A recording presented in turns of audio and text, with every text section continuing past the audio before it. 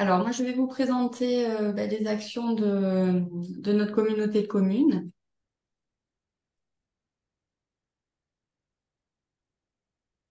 La communauté de communes, c'est une petite communauté de communes qui a été créée en 2002. Donc, elle se compose de 14 communes et à peu près de 12 500 habitants l'hiver. 50% vivent sur la commune de Catvie et en population estivale, on peut atteindre jusqu'à 60 000 habitants. Alors, la Corse connaît une crise des déchets depuis 2015. Du coup, c'est vrai que, il y avait beaucoup à faire. Il y avait quasiment tout à faire, notamment sur notre territoire, déjà en matière de tri sélectif. Donc, c'est vrai qu'on a mis en place à la fois des actions pour réduire le tonnage des ordures ménagères et en parallèle des actions de prévention. Donc, on a pu valoriser, grâce au tri sélectif, déjà 5 901 tonnes et diminuer de moitié le tonnage de nos OM en 4 ans. Alors, une des actions de prévention phares que nous avons sur le territoire, c'est le recensement des fontaines euh, de toutes les communes, de la communauté de communes. Voilà, c'est une action qu'on avait lancée à l'occasion de la Semaine européenne de la réduction des déchets.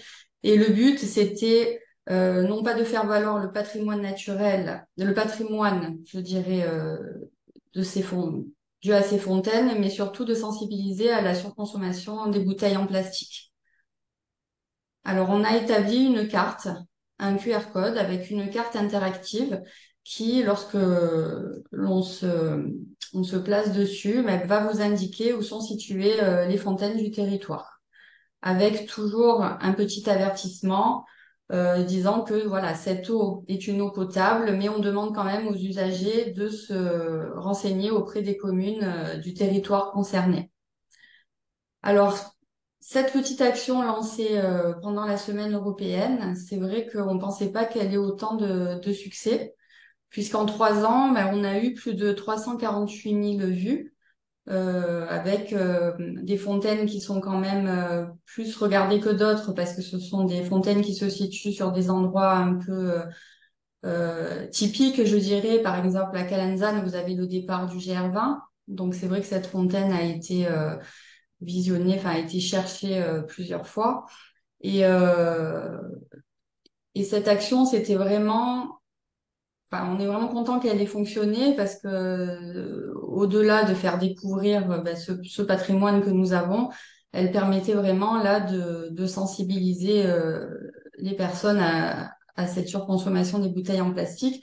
Et ça nous a prouvé aussi que les gens étaient quand même en recherche de ça et préféraient remplir leur gourde finalement plutôt que de choisir les bouteilles en plastique. Par cette occasion, en termes de communication, on a communiqué chaque année du coup sur l'utilisation de ces fontaines et on en profitait aussi pour rappeler que l'eau du robinet est également buvable pour beaucoup de monde et qu'on a aussi des solutions avec des carafes à filtre, des charbons, des billes de céramique, voilà, si vraiment on peut avoir une intolérance à l'eau du robinet. Donc, on communique chaque année sur cette action et on va aller plus loin encore là pour la semaine européenne de réduction des déchets de la semaine prochaine, puisque on va intégrer cette carte interactive en collaboration avec le service randonnée de la communauté de communes, puisqu'on va mettre en place des stations trail au niveau des sentiers de randonnée.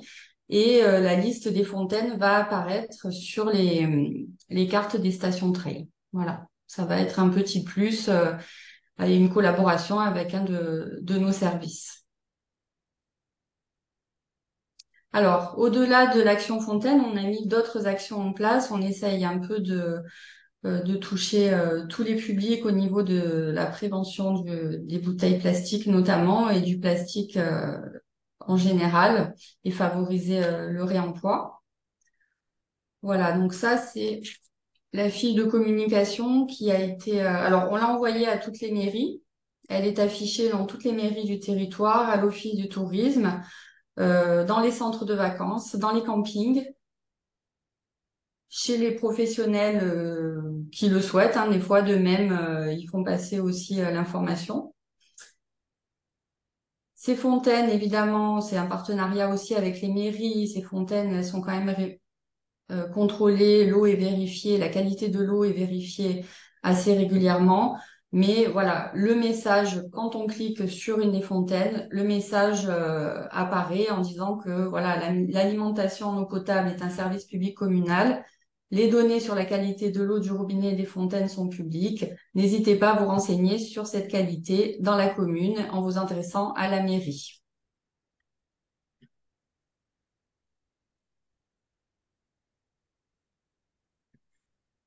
Alors, une autre action que l'on a mis en place en 2017, non, en 2020, pardon, mais on a voulu impliquer les commerces du territoire, les professionnels, au-delà de la mise en place du tri sélectif, en leur proposant un programme qui s'appelle Mon commerce éco-responsable.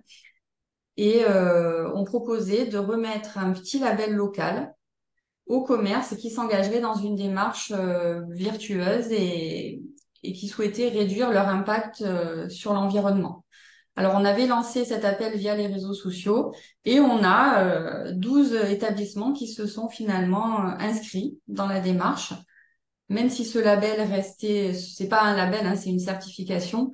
Cette certification restait locale, mais on a eu quand même cette surprise. Et donc, on suit depuis 2020 ces 12 établissements. Alors, ça va d'un magasin d'ustensiles qui vend des ustensiles pour la cuisine, à des hôtels 3 étoiles, à des commerces de vente de miel, par exemple, des restaurants, une association, un refuge canin, l'office de tourisme intercommunal. Voilà, c'est vrai qu'on a eu quand même des structures assez variées et ça a permis de lancer une dynamique. Donc, on a un suivi puisqu'on établit d'abord un diagnostic avec l'établissement. Ensuite, on leur propose un cahier des charges avec des actions à mettre en place.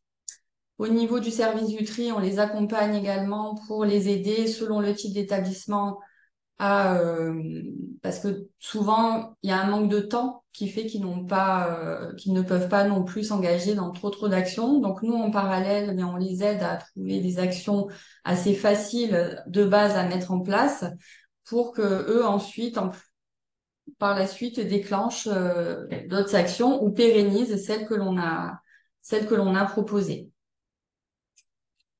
Une charte leur est aussi distribuée le jour du premier rendez-vous.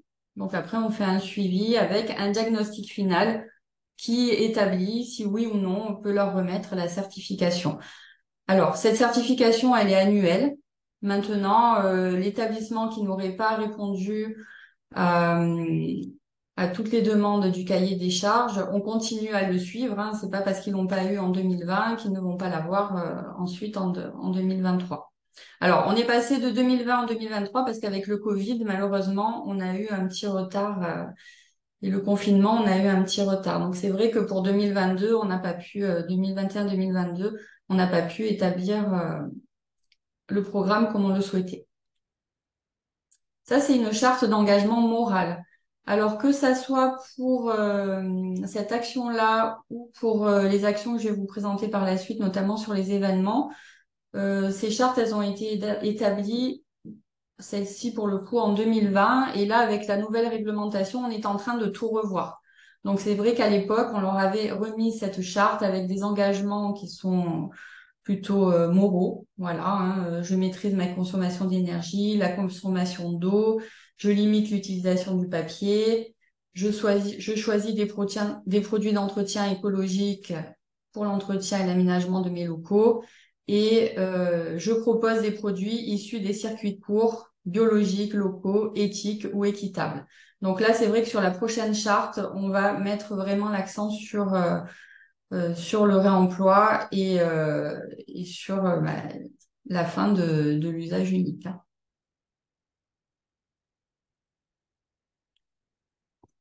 Voilà, là, c'est des exemples en termes de communication, donc des structures que l'on a labellisées. Là, c'est le magasin d'ustensiles de cuisine. Donc, eux, après, on leur explique aussi que ça peut partir de... Voilà, parce qu'on réfléchissait à un magasin comme celui-ci, comment peut-on réduire son impact sur l'environnement?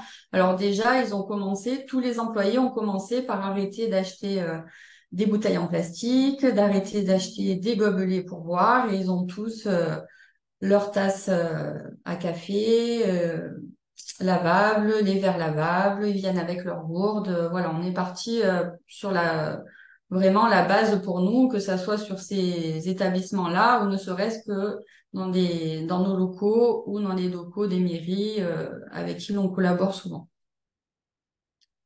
Le magasin est équipé en LED, il n'y a pas de devanture électrique. Et les propriétaires s'étaient engagés aussi dans le cadre de ce programme à sensibiliser leurs clients justement sur l'utilisation, la durée de vie des produits, acheter un produit peut-être un peu plus cher, mais qui forcément va durer un peu plus dans le temps. Donc voilà, il y a toute une sensibilisation qui se sont engagés et qu'ils font auprès de leurs clients.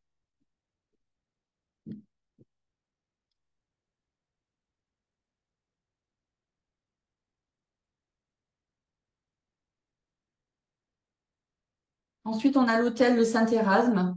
Donc ça, c'est un hôtel voilà, qui s'est vraiment engagé dans cette démarche. Sur les petits déjeuners, il n'y a pas de jetables, il n'y a que des produits locaux. Donc, ils ont que de la vaisselle lavable. Ils ont déjà obtenu la certification en 2020. Après, ils sont aussi labellisés au niveau national, hein, puisqu'ils sont vraiment, vraiment engagés dans cette démarche. Et c'est vrai on les prend en exemple pour tout. Donc, eux, il n'y a pas de buffet pour le petit déjeuner. Ça permet aussi de réduire le gaspillage alimentaire. Donc, une formule ou un choix à la carte. Et surtout, voilà, tout est fait maison et il n'y a pas de jetable.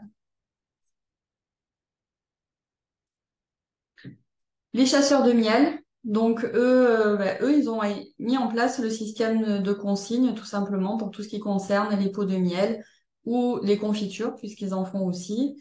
Et ils utilisent les produits de la ruche, notamment, pour la fabrication de leurs bougies, des produits qu'ils vont vendre ici dans leur commerce. Ils travaillent aussi avec d'autres producteurs locaux. Donc là, on est vraiment sur des circuits courts et le système de consigne fonctionne très bien. Et c'est dommage qu'il soit pas appliqué sur des petits producteurs comme ça. C'est vrai que c'est quand même, alors, c'est facile et c'est pas facile puisque le problème reste toujours le lavage, hein, des pots.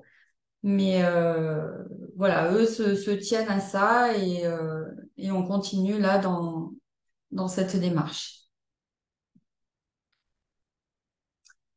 L'Office de tourisme intercommunal, donc lui aussi s'est engagé à réduire son impact sur l'environnement, à avoir aussi du numérique. Donc ils ont de moins en moins de petits délivrés, voilà, vraiment tout est sous forme numérique avec des systèmes de QR code. Donc quand les gens viennent pour s'informer, alors évidemment, les prospectus, il y en a quand même encore un petit peu, mais tant que possible, il les dirige vers des applications ou des QR codes qui vont télécharger, là, qui vont scanner avec leur téléphone. Donc là aussi, il y a cette démarche-là d'avoir de moins en moins de déchets. En termes d'événements, alors on en a une cinquantaine sur le territoire avec des événements comme le Cali on the Rocks, qui est un festival qui attire jusqu'à 3000 personnes sur l'île, enfin sur la Balagne, et, euh, et des foires. Donc là, dès 2017, on avait mis en place déjà une convention d'équipement et une redevance spéciale pour les événements.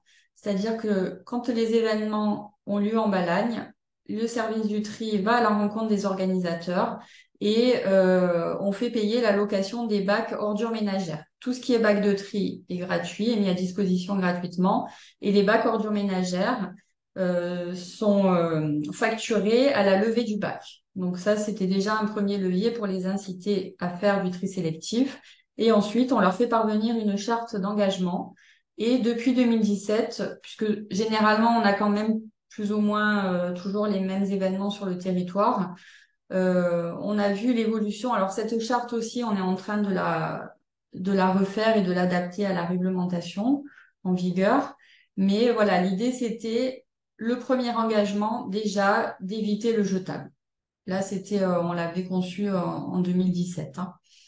Et petit à petit, c'est vrai que entre le fait que voilà, les bacs ordures ménagères sont payants, le fait que au niveau économique aussi, dans la majorité des cas, le fait de ne plus avoir de jetables, c'est quand même un gain aussi pour eux. Et on travaille beaucoup en collaboration avec la recyclerie créative que l'on a sur le territoire et on dirige, que ça soit un événement, alors les foires, sont quand même des gros événements, donc eux, ils sont plus sur le système de consigne avec des éco-cups. Mais pour des mariages, pour des bals de village, pour des événements ponctuels, on les dirige vers la recyclerie créative qui fait aussi de la location de vaisselle. Voilà, là, c'est un concept aussi qui fonctionne très bien. Et on fait des comptes rendus réguliers, comme on fait pour le suivi des commerces éco-responsables. Chaque événement fait l'objet d'un compte rendu où chaque année, que l'on envoie aux organisateurs avec des préconisations. Donc, ce qui a été, pardon, ce qui n'a pas été, et par la suite, les propositions que l'on peut faire pour améliorer certaines choses. Et on fait le point chaque année avec eux sur les événements. C'est vrai que si on les accompagne pas, ça reste compliqué. Surtout que là, on est sur du bénévolat, hein. Donc déjà que les associations, les organisateurs ont du mal à trouver des bénévoles, c'est vrai que dès qu'il y a des complications au-delà du tri sélectif, hein, ça- mais voilà, on est là nous pour les accompagner et puis s'il le faut faire les recherches pour eux. Après, on n'est pas à leur financer, on est une petite communauté de communes, donc c'est vrai que pour le moment, on ne finance pas tout ce qui est Eco-Cup, mais des festivals ou les foires ont bien compris que voilà, ils avaient quand même tout intérêt à, à prendre en compte ce système. Après, pour ce qui est de la vaisselle, il y en a encore beaucoup qui utilisent du compostable, mais bon, c'est vrai que là, du coup, on est quand même sur du jetable, même si les biodéchets sont valorisés sur notre territoire. Alors, les actions de prévention dans le cadre d'un programme qui s'appelle EcoSchool, là, on les met en place depuis 2017 dans toutes les écoles du territoire, qui, elles aussi, obtiennent une petite labellisation. Donc, il y a des actions de réduction des déchets, mais aussi de prévention. Et toutes les écoles, il y en a 15 sur le territoire de la communauté de communes Calvi-Balagne, euh, ont mis en place les systèmes des goûters zéro déchet et tous les enfants viennent avec... alors, il peut y avoir des cas exceptionnels où, pour une raison X ou Y, la gourde est cassée, en attendant, ils ont la bouteille en plastique. Mais toutes les écoles ont joué le jeu en faisant passer le mot aux parents et les enfants ont la gourde et des boîtes à goûter. Et pour ce qui concerne le personnel, évidemment, on est sur de la vaisselle lavable et des tasses.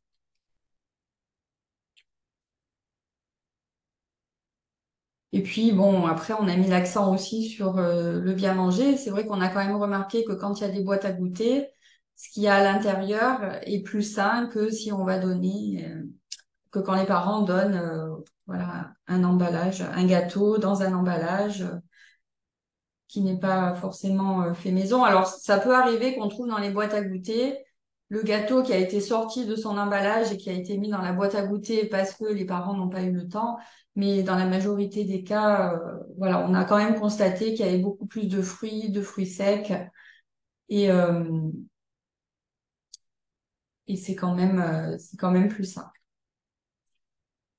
Ça, c'est un projet que l'on a avec l'école de Loumio, qui est une commune du territoire. Donc là, on s'est attaqué aux compotes jetables. Alors maintenant, ils font des gourdes réutilisables. Donc on va monter cette année le projet d'offrir aux enfants des gourdes à compote réutilisables. Voilà, en partenariat avec les écoles du territoire. Donc ce sont des actions que l'on met, on essaye de toucher un petit peu tous les publics, toutes les structures pour essayer d'être euh, voilà, maintenant il y a une réglementation qui appuie tout ça, donc c'est vrai que ça va aider. Mais on essaye d'innover et de faire partager un petit peu, de collaborer, voilà, avec que ça soit les écoles, que ça soit des professionnels ou même des particuliers, de beaucoup communiquer aussi via les ambassadeurs du tri. La communication de proximité, c'est vrai qu'elle est importante et qu'elle joue énormément sur l'avancée de nos actions. Et petit à petit, on met tout ça en place à notre échelle. Voilà. C'était un peu court peut-être. Si C'était vous avez des questions, n'hésitez pas. c'était parfait. Je te remercie, Sophie. Donc tous les contacts de tous les intervenants, du coup, vous seront transmis après du coup, cette matinée technique. Comme ça, si vous avez des questions très spécifiques à poser aux intervenantes, surtout n'hésitez pas.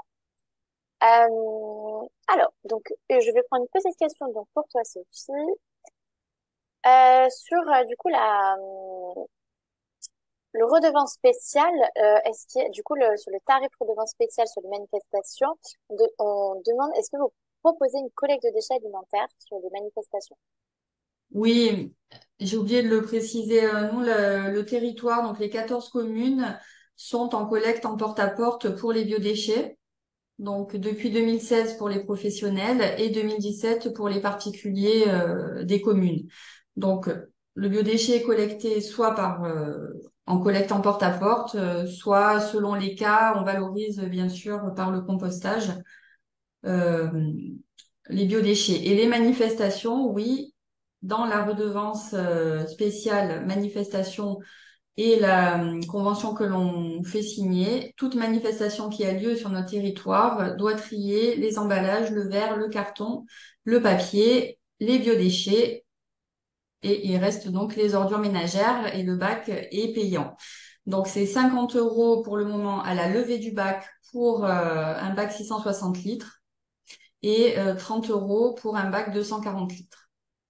Après, si une manifestation, je prends le cas par exemple des cirques ou des fêtes foraines qui vont rester un peu plus longtemps, là on est sur un système de forfait ou alors on reste sur un système à la levée. Après, il faut savoir qu'aujourd'hui, les manifestations, à part vraiment si c'est un nouvel événement, mais les gens ont quand même l'habitude et même les cirques itinérants, ils savent très bien que qu'ici ça se passe comme ça. Donc on a beaucoup moins de récalcitrants qu'avant. À force de communication, on a la chance aussi d'avoir une police intercommunale. Donc après, si la pédagogie ne suffit pas, c'est vrai qu'on a ce levier aussi où les ambassadeurs du tri sont accompagnés par la police de l'environnement. Donc voilà, on arrive quand même à convaincre, à faire en sorte que les événements qui se passent sur le territoire Calvi-Balagne fassent le tri sélectif autant qu'ils peuvent. Parce que c'est vrai que sur un gros festival comme Calvi on the Rocks, on a mis du temps, mais le festival a pris en compte les préconisations que l'on avait faites et au-delà du système de consigne qui a été mis en place, on a des brigades vertes qui font partie de l'organisation du festival et c'est ce que l'on dit à tous les événements. Maintenant, il faut prendre en compte comme vous avez des bénévoles pour les buvettes ou pour le montage des décors ou etc., etc., il faut prendre en compte des bénévoles pour la gestion des déchets sur l'événement. L'organisateur reste le producteur de déchets, donc il a la responsabilité des déchets qu'il produit. Je sais pas si j'ai répondu à la question. Pas de souci. Merci, Sophie. Et une dernière petite question. Après, on va passer du coup aux questions générales que je poserai du coup à tous les intervenants aujourd'hui. Est-ce que tu as observé une diminution en fait de la pollution plastique sur ton territoire depuis que vous avez mis en place du coup toutes ces actions, que ce soit donc voilà, plus généralement le tri en porte-à-porte sur toutes les communes ou même du coup sur ce que vous vendez hein, en termes de plastique sur le territoire. Est-ce qu'il y a une diminution? Enfin, tu peux que ça peut- Oui, oui, on le voit. Déjà sur les écoles, c'est sûr. Et ce qui est, au départ, c'est vrai que les enseignants étaient quand même assez récalcitrants d'imposer aux parents les goûters zéro déchet. Donc c'est vrai que la plupart des écoles, on a commencé par un jour par semaine. Ils ont quand même fait l'action. Donc un jour par semaine, venez avec votre goûter zéro déchet. L'école organise un goûter zéro déchet, amenez une gourde, voilà. Et c'était acquis. Il y avait des petits concours comme ça. Et puis finalement, une fois que les enfants ont la boîte à goûter, une fois qu'ils ont la gourde, c'est rentré petit à petit dans les habitudes et il y a des écoles maintenant qui concrètement n'autorisent que la gourde. Bon, après, je vous dis, il y a toujours des cas exceptionnels, mais les gourdes. Et pareil pour les enseignants. Du coup, ils ont dû s'y mettre aussi.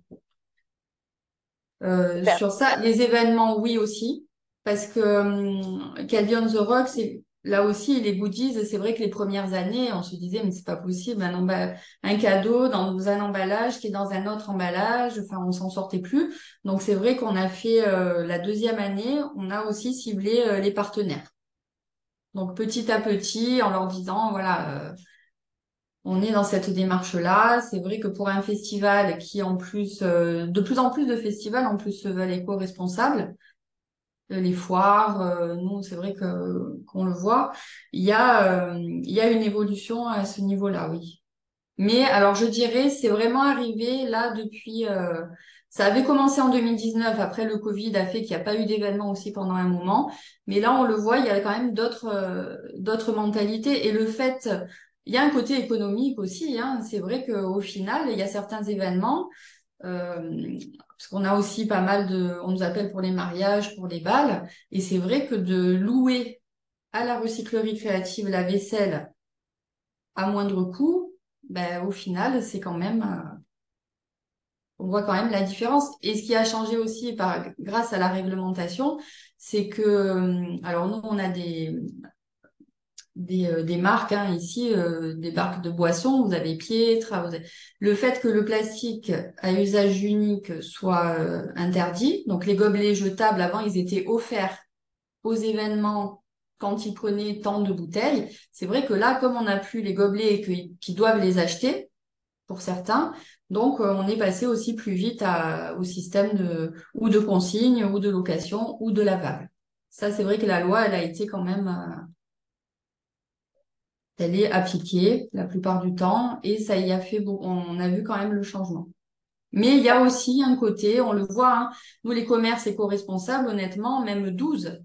Alors 12, vous vous dites c'est pas beaucoup, mais après on les connaît, les structures ici, et c'est vrai qu'on s'attendait pas à ce qu'il y ait vraiment cette volonté d'obtenir ce petit label local. Donc c'est vrai qu'il faut pas sous-estimer non plus la volonté des particuliers, des professionnels et des organisateurs d'événements de bien faire.